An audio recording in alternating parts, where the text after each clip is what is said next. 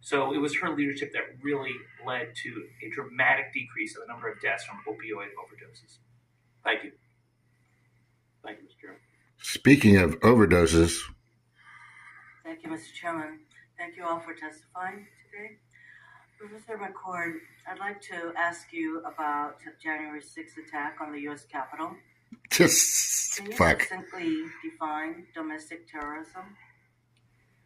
Domestic terrorism under the United States Code is a crime, an act of violence that is a crime under federal or state law that is done with the attempt to influence a policy of government through intimidation. Oh, sounds a lot like the Based on that Democrats. definition, were some of the acts committed on January 6th acts of domestic terrorism?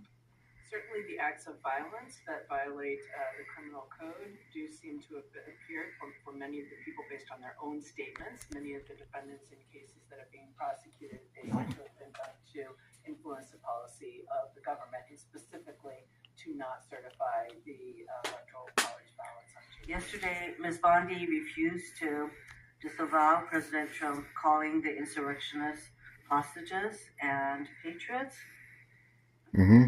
What effect would President Trump's Look at her appointment today. of these criminals have on our country?